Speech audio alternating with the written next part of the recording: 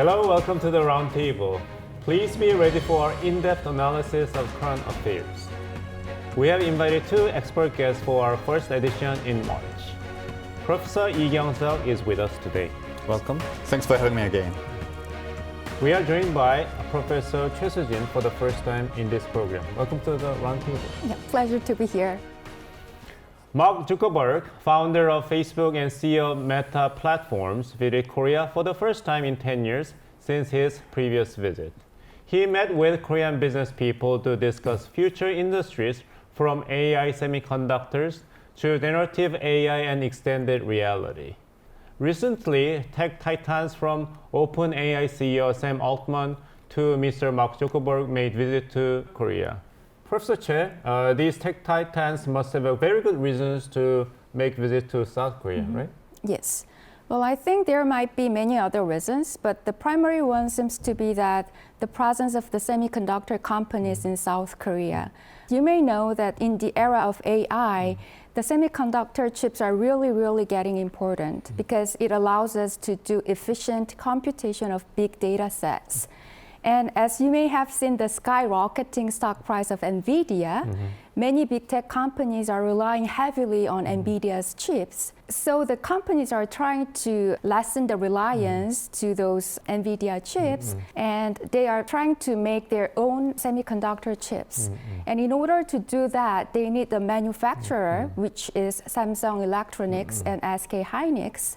So that's the reason that they are visiting South Korea. And the other company, we are having TSMC in Taiwan. But as you may know, Taiwan is suffering from the geopolitical issue related with China. So having business with Taiwan heavily is also creating another risk. So there might be the other reason that they are trying to make good relationships with South Korean companies. You mentioning the skyrocketing price of the Nvidia stock. Yeah. Really hurts me because I missed the boat. Yeah, me too. Yeah. Speaking of AI, we should talk about this technology. OpenAI developer of ChatGPT revealed Sora, a new AI tool that enables users to create realistic videos just by typing in descriptive sentences about scenes they want. These images were all created by AI. So, Professor Choi, among all these video images, what are really impressive to you? Well, actually, I was a bit surprised by looking at those images, the video clips, because the movement of the subjects and the camera angle, those were so sophisticated, and it they're seems so like natural. it seems like it was just filmed. So I was really shocked by that. And actually, those who have a good idea, I think they can create the video clips, even the person like me. And since the Sora is allowing the maximum length of 1 minute video creation, I think it will be widely used for the short form video clips, which is popular on YouTube or TikTok, and also be widely used for advertisements because it's mostly 20 or 30 seconds. And I think it could be also used for movie industry. In movie industry, they have to make the concept storyboard, and actually those was done by humans. So human drawing each frame one at a time, and it's really laborious and require a lot of effort. But since they use this Sora, they can just immediately come up with those storyline. So that will really facilitate their discussions, and I think it could also be used for the special effects and also for creating the demonstrations. But I think this does not necessarily mean that Sora will replace the high quality, the content created by the legacy media or the experts. Because if you go on YouTube, the highest clicked video are mostly the snippets of the legacy media content. So even though Sora is allowing people to create the video immediately, it's just for the beginners, I say, and it will not replace, I think, the high quality content created by the experts. That's my thought. At least for a while. Yeah, at least for a while, yeah. AI is now applied to nearly every sector, including sports. The KBO, Korean Professional Baseball League, will introduce an automated ball strike system and robot umpires this year. The medical sector is quickly embracing the AI technology as well. It is used to diagnose diseases like cancer or stroke, and even produce tailored prosthetic eyes. So professors, there must be a lot of positive effects of the wider use of AI technology. I think there's two specific domains we have to focus on. First is in terms of the efficiency and productivity perspective. The AI technologies can be really useful to automate the repetitive and predictable and requires less human intelligence sectors. The AI technology can replace the humans' labors and working efforts. So they can reduce the likelihood of human errors. They expedite the process for working, for example, like assembling some products. And these lead up to more efficient outcomes. Also, in terms of the safety improvement, as you mentioned, the AI technology can use to be a diagnosis capabilities in diagnosis industries domains, and also can really easy to help the people for the safety issues.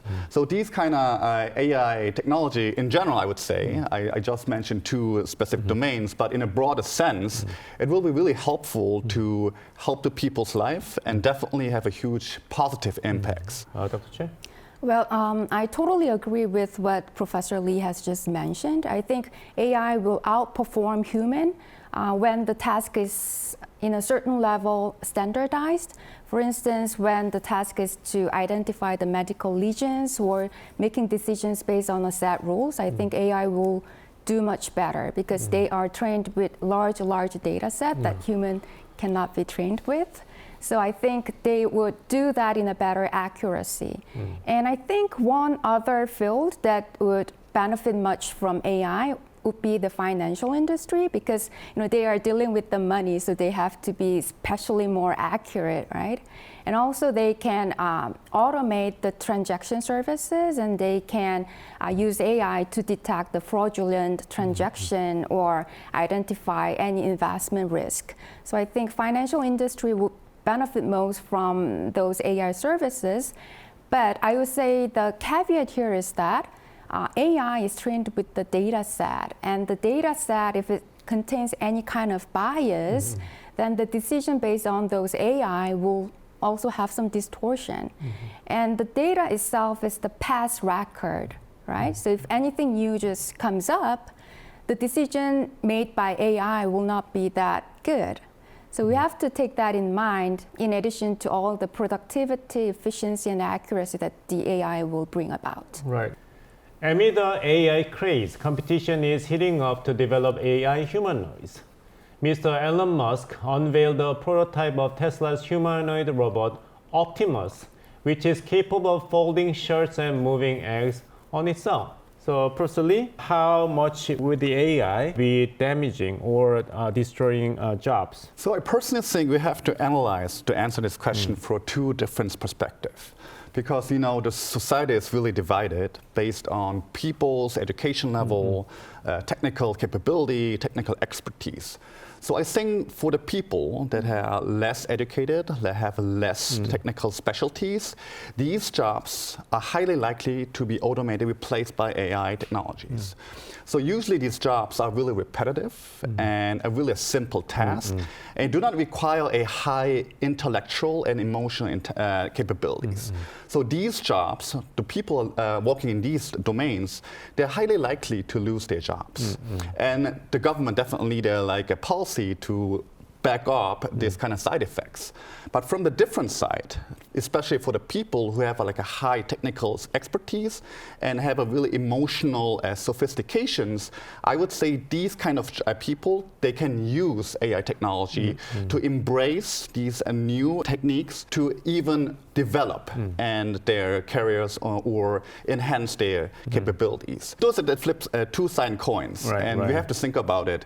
The impact from of artificial intelligence on these different group of people in the society. U.S. investment bank Goldman Sachs predicted that about 300 million jobs will disappear by year 2035 with the rise of AI. But there are optimistic views that rather than taking over jobs from us humans, AI help people create greater value and new jobs. So, who will be the winners in this trend? Actually, there has been a job already created by the AI. Have you ever heard about the data labeling job? No. No, you didn't? I'm just struggling to keep my current job. Well, the data labeling job is the job that are labeling data. So the AI is trained with a lots of data, right? But the data itself is not just raw data. So the human have to tell AI what kind of data this is. So they are adding informative label on it, right? And there are some people around us in reality who are doing this data annotation for their side job. And in addition to this data annotation job, I think AI will help people who are in the entry level in the business. For instance, if let's say a person wants to launch a new business and they need their homepage and application services, they can just go to AI and ask for the coding, and they can come up with those services. But in the case of the algorithm developers, they already have a lot of knowledge there, so they will not get that much from those services. So Professor Che really gave us a really detailed the specific cases in the contemporary era. Like zooming out, like looking at the history, like the technological advancement played a critical role to break through the human history, culture, and everything. So for example, let's think about the 15th centuries, the invention of gunpowder or print press, or like the new technology in the industrial revolution era, steam engine or electricity. Like these are new technology, gave a huge impact, and it's fundamentally changed the human life. And I think the first technology revolution, so-called the digital revolution, we are living in the contemporary era, like in this new revolution. We have the same analogy, like it will definitely change our life and have a huge impact. The point is how the human beings can positively use the new technology to enhance our quality of life. This is I think the most important test for all human beings. So technology of it in itself is neutral, but it is up to how humans will take full advantage of it for the right purposes. Yeah, right? absolutely. Okay. With the rapid advances and progresses, AI is hailed as an innovation to boost efficiency and productivity for the convenience of people. But there are always the pros and cons of technological development. In the second part, we'll talk about what is on the flip side of the AI craze. Let's take a look at the video first.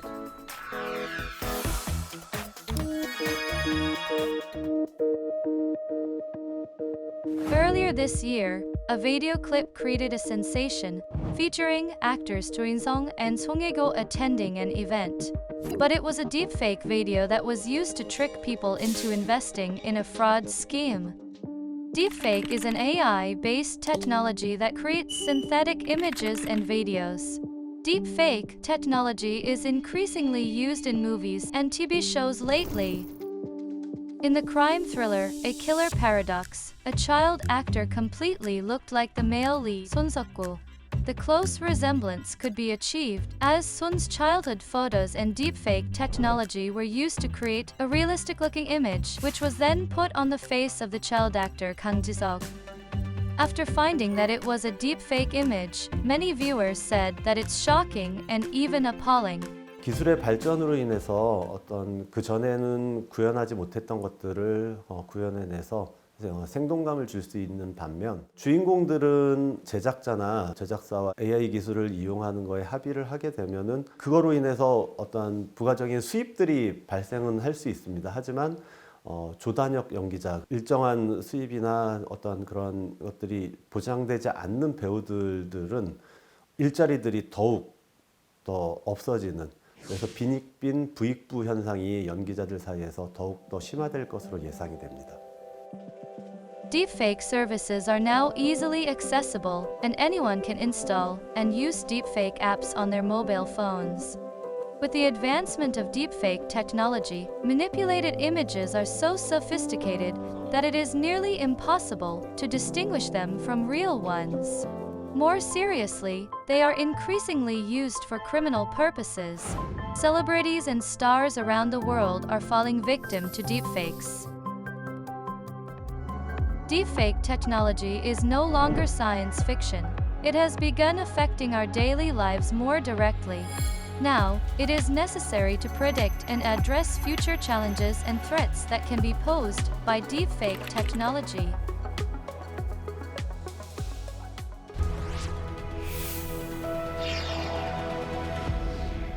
Okay, we have seen growing damage caused by deepfakes.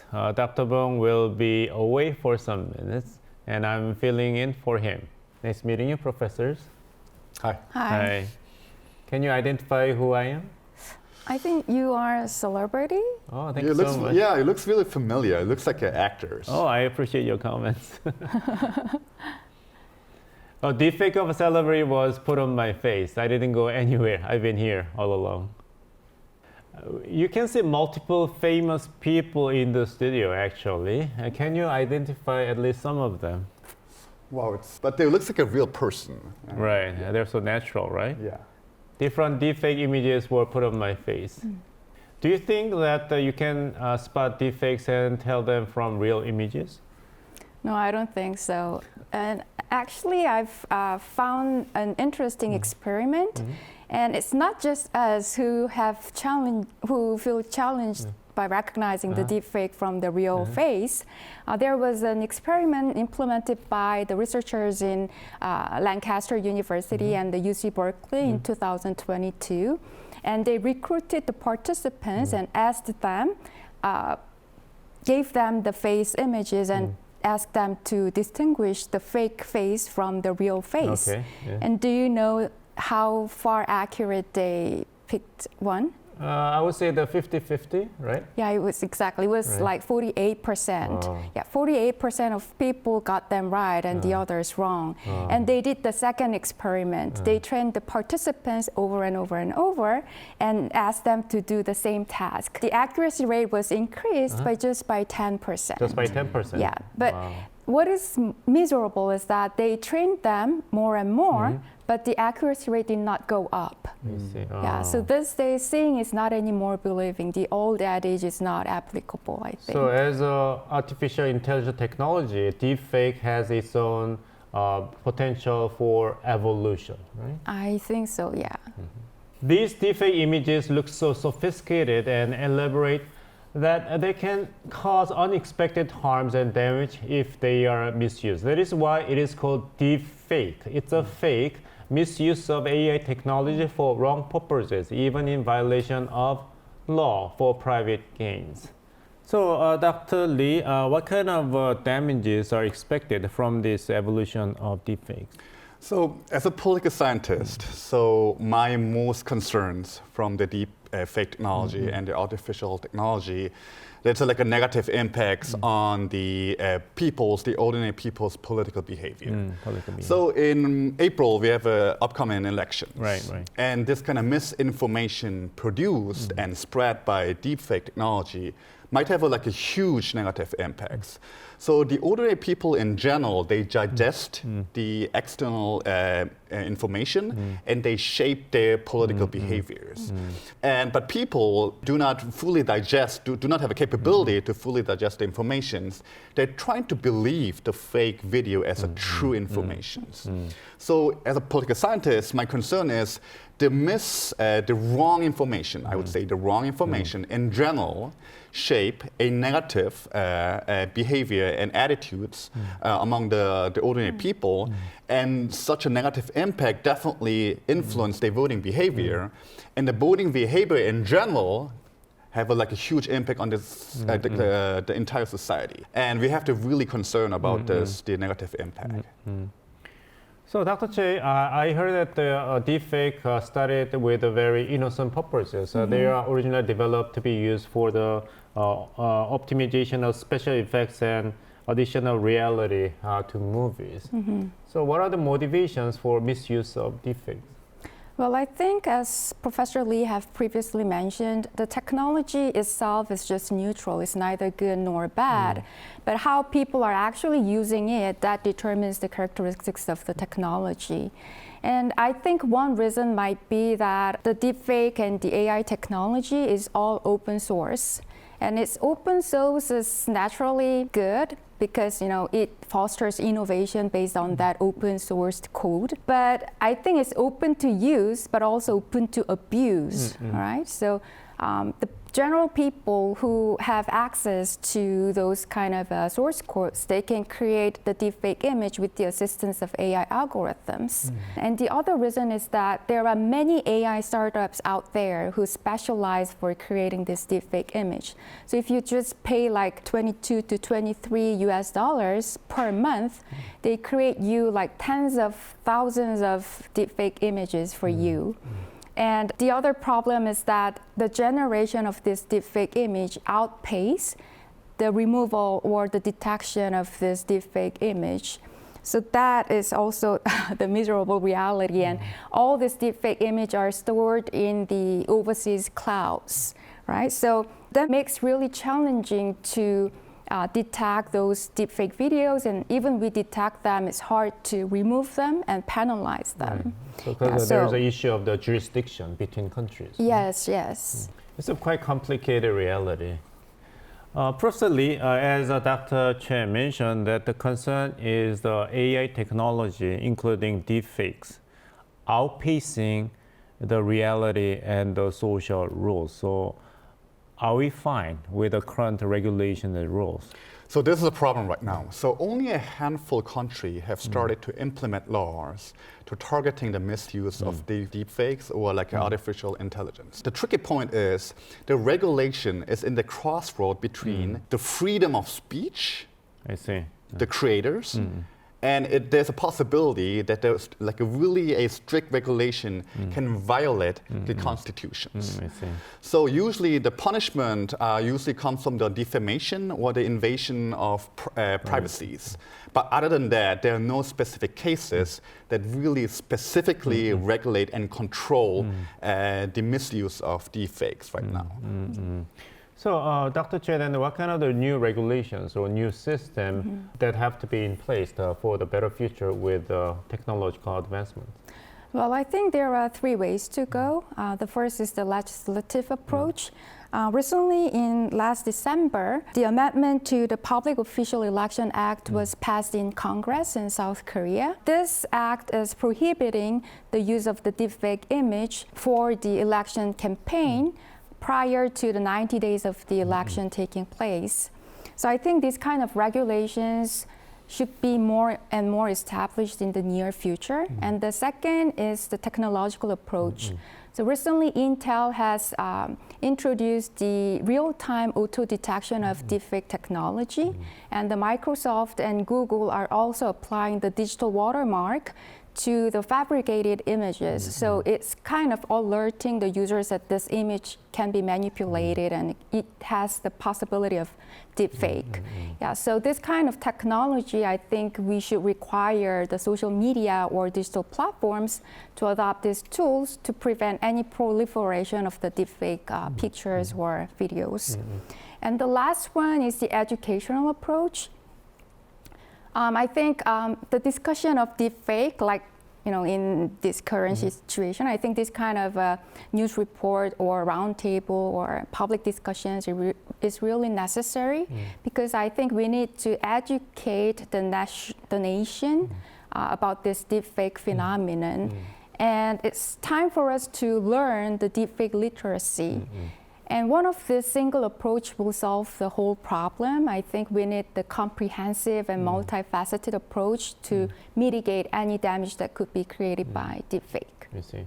The regulation, the purpose should be drive and guide the people to use the technology in a positive way. And also the government, the public sector have to think about it. The strict regulation can hinder innovative technological advancements. So minimizing the downsides and amplifying the positive sides should be the core element of the regulation. I see.